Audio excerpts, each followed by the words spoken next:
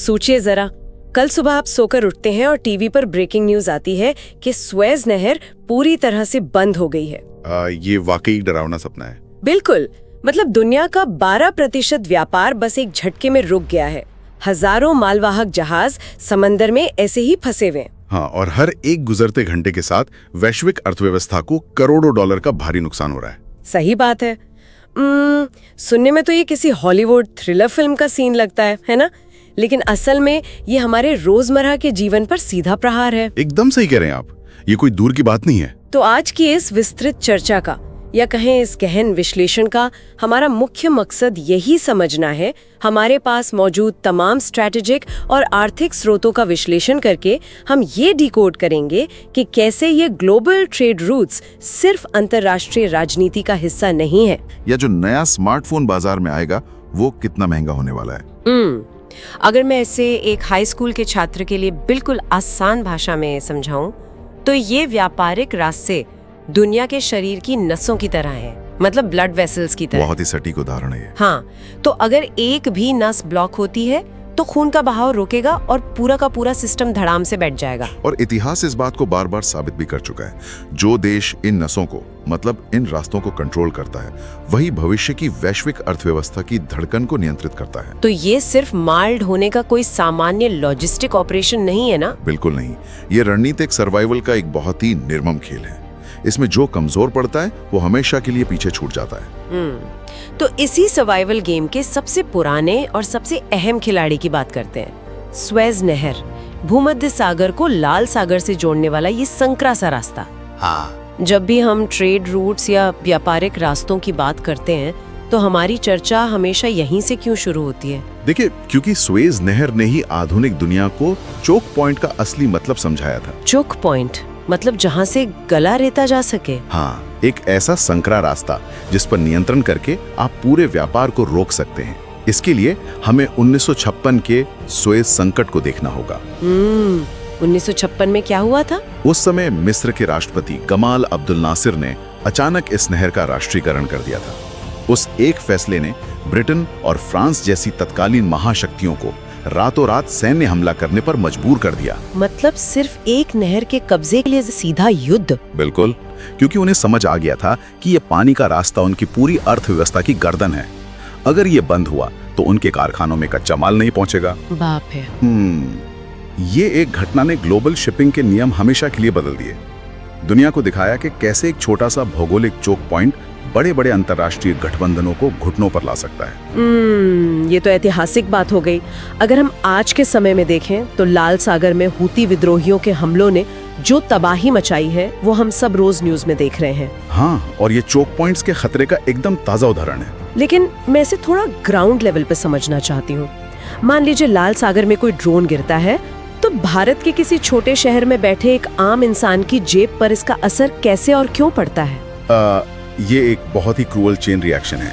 इसे ऐसे समझिए, मान लीजिए एक मालवाहक जहाज स्मार्टफोन के कुछ माइक्रोचिप्स और भारी इलेक्ट्रॉनिक्स लेकर यूरोप से भारत आ रहा है। ठीक है। अब लाल सागर में हमलों के डर से शिपिंग कंपनियों को अचानक अपना रास्ता बदलना पड़ता है। वो जहाज अब स्वेज नहर से न आकर पूरे अफ्रीका महाद्वीप का चक्कर लगाकर केप ऑफ गुड होप से आता है। तो इससे बहुत देरी होती होगी। हाँ, कम से कम 2 से 3 हफ्ते का अतिरिक्त समय लगता है। 2 से 3 हफ्ते, इसका मतलब है जहाज का लाखों डॉलर का एक्स्ट्रा ईंधन जलना। बिल्कुल सही पकड़े आप। और सिर्फ ईंधन ही नहीं, युद्ध वाले क्षेत्रों के आसपास से गुजरने के कारण बीमा कंपनियां वॉर रिस्क प्रीमियम लगा देती हैं। अच्छा, इंश्योरेंस भी बढ़ जाता है? हाँ, जहाज और उसके माल का इंश्योरेंस रातों रात 300% तक बढ़ जाता है। अब जाहिर है शिपिंग कंपनी ये करोड़ों का घाटा अपनी जेब से तो सहेगी नहीं, वो फ्रेट चार्ज यानी माल भाड़ा बढ़ा देगी। समझ गई। तो जब वो माइक्रोचिप्स और इलेक्ट्रॉनिक्स भारत पहुंचेंगे तो उनकी लैंडिंग कॉस्ट पहले से बहुत ज्यादा होगी। वही तो। और जब वो चिप्स स्मार्टफोन में लगकर हमारे लोकल बाजार में आएंगे तो कंपनी उसकी बढ़ी हुई कीमत सीधे आम ग्राहक से वसूलेगी। और बात केवल इलेक्ट्रॉनिक्स तक सीमित नहीं है। पेट्रोल, डीजल और खेती में इस्तेमाल होने वाले फर्टिलाइजर, ये सब भारी मात्रा में इसी समुद्री रास्ते से आते हैं।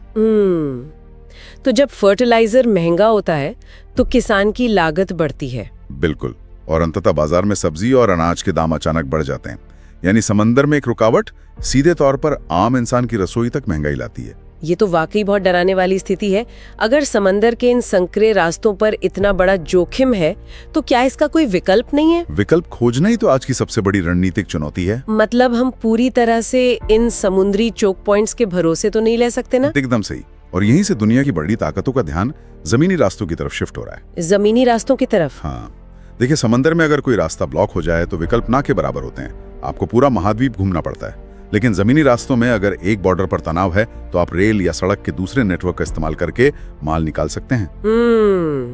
तो जमीनी रास्तों की सुरक्षा पर अब देशों का पूरा फोकस है। बिल्कुल, जमीनी रास्तों से समुद्र आधारित चोक पॉइंट्स पर हमारी निर्भरता काफी हद तक कम हो जाती है। और मुझे लगता है कि ईरान में भारत का जो चाबहार पोर्ट प्रोजेक्ट है वो इसी रणनीति का एक बहुत बड़ा हिस्सा है। हाँ, चाबहार का महत्व बहुत बड़ा है। अगर हम भारत के नजरिए से देखें तो भारत ने वहाँ इतना भारी निवेश क्यों किया? मेरे हिसाब से चाबहार सिर्फ एक बंदरगाह नहीं है, बल्कि यह अफगानिस्तान और मध्य एशिया तक पहुंचने का हमारा रणनीतिक बैकडोर है। रणनीतिक बैकडोर, ये बहुत ही सही शब्द इस्तेमाल किया आपने। क्योंकि पाकिस्तान ने तो हमें सीधा जमीनी रास्ता देने से पूरी तरह मना कर रखा है, तो हमें मध्य एशिया जाना हो तो कोई रास्ता चाहिए ही था। देखिए, चाबहार की असल अहमियत इससे भी कहीं ज्यादा गहरी है। इसे सिर्फ पाकिस्तान को बाईपास करने का जरिया मानना इसे थोड़ा कम आंकना होगा। अच्छा, तो इसके पीछे और क्या कूटनीति है? इसे एक क्षेत्रीय आर्थिक नियंत्रण के लिए ग्वादर बनाम चाबहार की मूक लड़ाई के रूप में देखा जाना चाहिए। वो चीन वाला प्रोजेक्ट? बिल्कुल। चीन अपने बेल्ट एंड रोड इनिशिएटिव यानी BRI के तहत पाकिस्तान में ग्वादर पोर्ट को अंधाधुंध पैसा देकर विकसित कर रहा है। वो ऐसा क्यों कर रहे हैं? ताकि चीन को मलक्का स्ट्रेट के चोक पॉइंट पर निर्भर न रहना पड़े और वो सीधे अरब सागर तक पहुंच सके। अब चाबहार, जो कि ग्वादर से महज कुछ 100 किलोमीटर की दूरी पर है, वो भारत और ईरान की एक बहुत ही सोची समझी चाल है। तो ये चीन के प्रभाव को रोकने के लिए है? हाँ, ये चीन और पाकिस्तान के गठजोड़ का एक सीधा रणनीतिक जवाब है। भारत वहां बैठकर पूरे रीजन पर नजर रख सकता है। लेकिन एक मिनट, मैं यहाँ थोड़ा असहमत हूँ। बताइए। अगर हम चाबहार की तुलना हाल ही में घोषित हुए IMEC से करें, मतलब India middle east Europe economic corridor. हाँ, IMEC एक बहुत बड़ा प्रोजेक्ट है। तो क्या चाबहार वाकई इतनी बड़ी रणनीतिक जीत है? मेरा मतलब है, चाबहार हमें सिर्फ मध्य एशिया तक ले जाता है, लेकिन IMEC तो भारत को सीधे मिडिल ईस्ट से होते हुए यूरोप से जोड़ने का दावा करता है।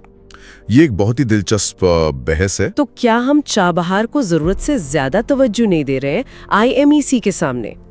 आपका ये तर्क बहुत ही जायज है, लेकिन इसे समझने के लिए हमें समय के पैमाने को देखना होगा। कैसे? देखिए, चाबहार एक टैक्टिकल या सामरिक जीत है। ये एक मौजूदा हकीकत है जो आज की तारीख में भारत की तुरंत जरूरत को पूरा करती है। ठीक है। दूसरी तरफ IMEC एक बहुत बड़ा लॉन्ग टर्म स्ट्रेटेजिक आर्किटेक्चर है। दोनों का पैमाना अलग है, लेकिन लक्ष्य एक ही है, समुद्री रास्तों पर हमारी निर्भरता को कम करना। इस भविष्य के सुपर कॉरिडोर IMEC पर गहराई से बात करने से पहले मैं हमारे सुनने वालों से एक छोटी सी अपील करना चाहूंगी। जी बिल्कुल। अगर हमारे सुनने वालों को ये भू राजनीतिक और आर्थिक विश्लेषण पसंद आ रहा है और आप बिना किसी भारी भरकम जार्गन के दुनिया की इन जटिल कूटनीतिक चालों को समझना चाहते हैं, तो कृपया हमारे चैनल को सब्सक्राइब करें और बेल आइकन दबाएं।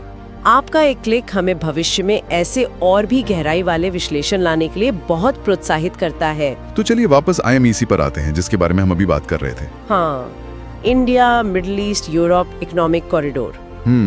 इसका खाका देखकर ही लगता है कि ये कोई साधारण प्रोजेक्ट नहीं है। बिल्कुल नहीं, ये इंजीनियरिंग और कूटनीति का एक मास्टरपीस होने वाला है। मतलब माल भारत के पश्चिमी बंदरगाहों से निकलेगा, समंदर के रास्ते UAE पहुंचेगा, वहां से एक विशाल ट्रेन नेटवर्क के जरिए सऊदी अरब, जॉर्डन और इजराइल को पार करेगा, और फिर इजराइल के पोर्ट से वापस भूमध्य सागर पार करके सीधे यूरोप। तो ये स्वेज नहर वाले पारंपरिक रूट के मुकाबले आर्थिक रूप से कितना कुशल है या बेहद कुशल है। अगर ये कॉरिडोर पूरी तरह से काम करने लगे तो भारत और यूरोप के बीच व्यापार का समय लगभग 40% तक कम हो जाएगा। 40%? ये तो बहुत बड़ी बात है। हाँ, समय की ये भारी बचत ट्रांसपोर्टेशन कॉस्ट को काफी हद तक गिला देगी। लेकिन IMEC की सबसे बड़ी खूबी सिर्फ माल ढोना नहीं है। तो और क्या है? आखिर में तो ट्रेन और जहाज ही माल लेकर जा रहे हैं ना? नहीं, इसका ब्लूप्रिंट कहीं ज्यादा भविष्यवादी है। सिर्फ मालगाड़ियों की कल्पना मत कीजिए। तो फिर और क्या होगा इस रास्ते पर? इस रेलवे ट्रैक के ठीक बगल में हाई स्पीड डेटा ट्रांसफर के लिए डिजिटल केबल्स बिछाई जानी है।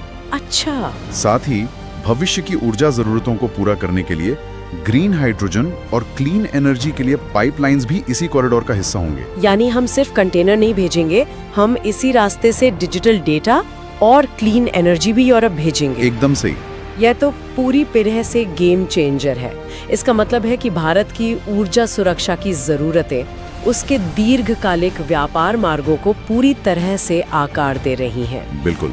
जब आप इस तरह का बुनियादी ढांचा एक साथ जोड़ते हैं, जिसे हम अर्थशास्त्र में लॉन्ग टर्म इंफ्रास्ट्रक्चर इंटीग्रेशन कहते हैं, तो आप केवल दो देशों के बीच सड़क नहीं बना रहे होते। तो फिर क्या कर रहे होते हैं? आप पूरे मिडिल ईस्ट और दक्षिण एशिया की अर्थव्यवस्थाओं को एक दूसरे के साथ ऐसे पिरो देते हैं कि उनका आर्थिक विकास एक दूसरे पर निर्भर हो जाता है। इससे पूरे क्षेत्र का विकास दर बदल जाता है। लेकिन जब आप इस तरह के बड़े बड़े दावे करते हैं तो जाहिर है दुनिया की दूसरी महाशक्तियां शांत तो नहीं बैठी रहेंगी। बिल्कुल। खासकर चीन। चीन तो बिल्कुल भी शांत नहीं है। क्या दुनिया अब ये मान रही है कि IMEC सीधे तौर पर चीन के BRI का एक रणनीतिक जवाब है? देखिए, वैश्विक भू राजनीतिक शतरंज की बिसात पर इसे BRI के सबसे मजबूत रणनीतिक विकल्प के रूप में ही देखा जा रहा है। अगर हम दोनों के आर्थिक लक्ष्यों की तुलना करें तो चीनी बेल्ट परियोजना का मुख्य लक्ष्य क्या रहा है? भारी भरकम लोन देकर छोटे देशों में इंफ्रास्ट्रक्चर बनाना, और जब वो देश कर्ज ना चुका पाएं तो उनके रणनीतिक ठिकानों पर कब्जा कर लेना। हाँ, श्रीलंका का हम्बनटोटा पोर्ट इसका एक क्लासिक उदाहरण है। बिल्कुल। इसके विपरीत IMEC का आर्थिक लक्ष्य पारदर्शी निवेश और साझा आर्थिक भागीदारी पर टिका है। इसमें कर्ज के जाल में फंसाने वाली कोई नीति नहीं है। तो इसी वजह से वैश्विक महाशक्तियां अब भारत को सिर्फ एक विशाल बाजार या खरीदार के रूप में नहीं देख रहे हैं। हाँ, वो अब भारत को एक ग्लोबल ट्रेड आर्किटेक्ट के रूप में देख रही हैं। एक ऐसा देश जो विश्व व्यापार के नए नियम और रास्ते तय कर सकता है। ग्लोबल ट्रेड आर्किटेक्ट, ये सुनने में बहुत प्रभावशाली लगता है, लेकिन थोड़ी जमीनी हकीकत पर आते हैं। जी, पूछिए। कूटनीतिक रूप से देखा जाए तो भारत एक बहुत ही पतली रस्सी पर चल रहा है। कैसे? देखिए, एक तरफ हमें ईरान के साथ चाबहार पोर्ट चलाना है, जबकि ईरान पर कड़े अमेरिकी प्रतिबंध लगे हुए हैं। दूसरी तरफ हमें IMEC के लिए इजराइल और अमेरिका के साथ मिलकर काम करना है। ये तो एक ही समय में आग और पानी दोनों को मुट्ठी में रखने जैसी बात हो गई। यही तो कूटनीति की सबसे बड़ी और जटिल परीक्षा है। भारत को अपनी ऊर्जा और कनेक्टिविटी के लिए ईरान की भी जरूरत है, लेकिन साथ ही तकनीक और निवेश के लिए अमेरिका और इजराइल की भी। तो भारत ये बैलेंस कैसे बना रहा है? अभी तक तो भारत ने ये संतुलन बहुत ही शानदार तरीके से बनाए रखा है, लेकिन जोखिम सिर्फ इस कूटनीतिक संतुलन तक सीमित नहीं है। और क्या जोखिम है? IMEC की सफलता के सामने जो सबसे बड़े भू राजनीतिक जोखिम है, वो सीधे मध्य पूर्व की अस्थिरता से जुड़े हैं। हाँ, मिडिल ईस्ट तो हमेशा से ही संवेदनशील रहा है। इजराइल गाजा का मुद्दा एक ज्वलंत उदाहरण है कि ये पूरा क्षेत्र कितनी जल्दी युद्ध की आग में धधक सकता है। और एक बात मैं यहाँ स्पष्ट कर दूं। जी बताइए। हम यहाँ इन भू राजनीतिक घटनाओं का केवल निष्पक्ष विश्लेषण कर रहे हैं। हमारे स्रोतों में जो भी बातें हैं, हम उनका वामपंथी या दक्षिणपंथी विचारधारा के नजरिए से समर्थन नहीं कर रहे हैं, बल्कि सिर्फ जमीनी हकीकत बता रहे हैं। बिल्कुल, हमारी कोशिश सिर्फ तथ्यों को सामने रखने की है। और तथ्य ये है कि अगर सऊदी अरब या जॉर्डन या इजराइल के बॉर्डर पर कोई बड़ा युद्ध छिड़ जाता है, तो आपका अरबों डॉलर का रेलवे नेटवर्क तो रातों रात ठप हो जाएगा। एकदम सही। ट्रेनें तो बमबारी के बीच नहीं चल सकती ना। 100%।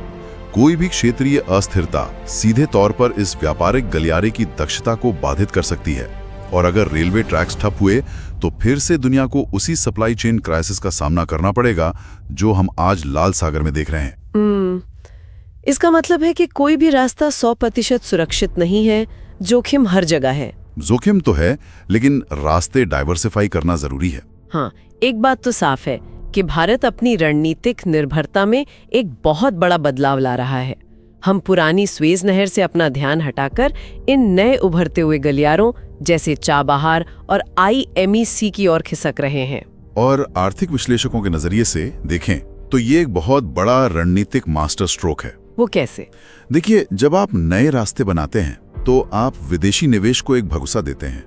निवेशकों को लगता है कि अगर कल को समुद्र में कोई संकट आता भी है तो भारत के पास अपनी सप्लाई चेन चालू रखने के लिए एक प्लान भी मौजूद है। तो इससे लंबी अवधि में क्या फायदा होगा? लंबे समय में ये चीज वैश्विक व्यापार के पदानुक्रम को, यानी ग्लोबल ट्रेड हायरार्की को पूरी तरह से फिर से परिभाषित कर सकती है।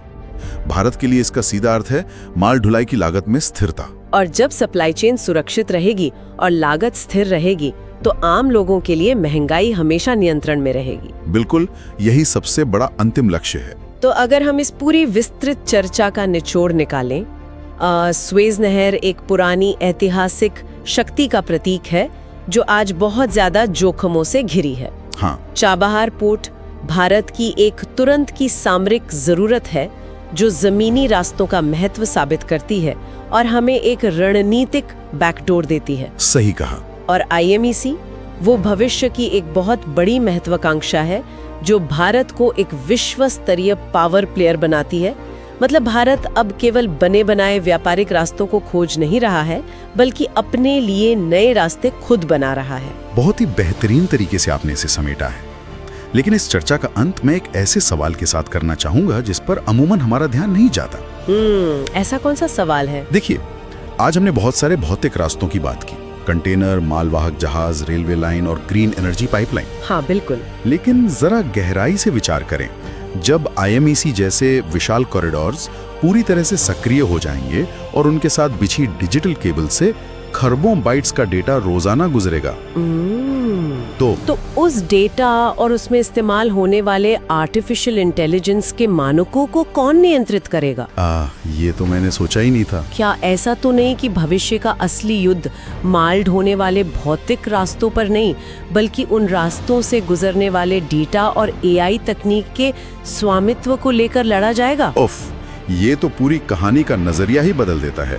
हमने आज शुरुआत की थी स्वेज नहर के बंद होने की कल्पना से, जहां भौतिक जहाज अटकते हैं और व्यापार रुकता है। हाँ, भौतिक जहाज। लेकिन आपके सवाल से लगता है कि भविष्य में शायद जहाज नहीं, बल्कि देशों का डिजिटल डेटा और ऊर्जा ग्रिड ब्लॉक किए जाएंगे। बिल्कुल, डेटा ही नया तेल है और नई शिपिंग लेन भी। और शायद भविष्य का वो चेक पॉइंट समुंदर के किसी संकरे हिस्से में नहीं, बल्कि किसी अदृश्य सर्वर रूम में होगा। वाकई सोचने के लिए बहुत कुछ है। इसी विचारोत्तेजक सवाल के साथ हम आज के इस गहन विश्लेषण को यहीं विराम देते हैं। जी बिल्कुल। हमारे साथ जुड़ने के लिए बहुत बहुत धन्यवाद। सुनते रहिए और हमेशा नए सवाल पूछते रहिए।